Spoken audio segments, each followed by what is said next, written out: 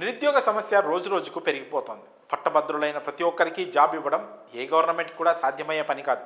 అందుకే నిరుద్యోగ యువత కోసం స్కిల్ డెవలప్మెంట్ సెంటర్స్ను ఏర్పాటు చేస్తున్నాయి కేంద్ర రాష్ట్ర ప్రభుత్వాలు. స్వయం ఉపాధి కోసం లోన్స్ అందిస్తున్నాయి.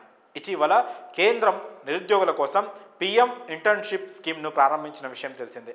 దీని ద్వారా దేశంలోని టాప్ కంపెనీల్లో ఉద్యోగ అవకాశాలు కల్పిస్తోంది. దీనికి తోడు కేంద్ర ప్రభుత్వ సంస్థల నుంచి భారీ సంఖ్యలో ఉద్యోగాల భర్తీకి జాబ్ నోటిఫికేషన్స్ రిలీజ్ అవుతున్నాయి. స్టేట్ కంటే సెంట్రల్ గవర్నమెంట్ జాబ్స్కు ఫుల్ క్రేజ్ ఉంటుంది.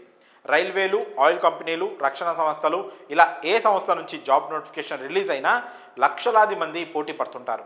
కేంద్ర ప్రభుత్వ ఉద్యోగాలు సాధించాలని తీవ్రంగా శ్రమిస్తుంటారు. మరి మీరు కూడా జాబ్ లేకుండా ఖాళీగా ఉన్నారా? జాబ్ కోసం ట్రై చేస్తున్నారా? ఉద్యోగం కోసం వెతికి అలసిపోయారా? అయితే డోంట్ వరీ, మీకు సెంట్రల్ గవర్నమెంట్ జాబ్ పొందే ఛాన్స్ వచ్చింది. తాజాగా భారత్ ఎలక్ట్రానిక్స్ లిమిటెడ్ పలు ఉద్యోగాల భర్తీకి నోటిఫికేషన్ రిలీజ్ చేసింది.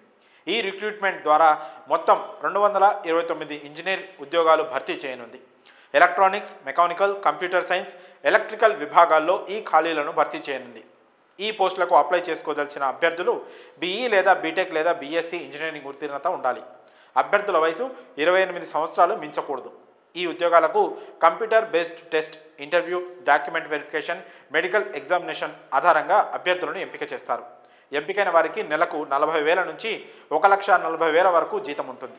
ఏడాదికి సుమారుగా 12 లక్షల నుంచి 12.5 లక్షల వరకు వస్తుంది.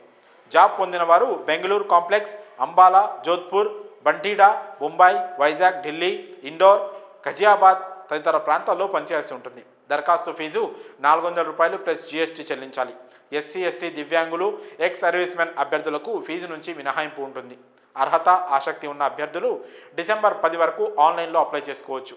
పూర్తి సమాచారం కోసం అభ్యర్థులు భారత్ ఎలక్ట్రానిక్స్ లిమిటెడ్ అధికారిక వెబ్సైట్ BELindia.in ను సందర్శించాల్సి ఉంటుంది.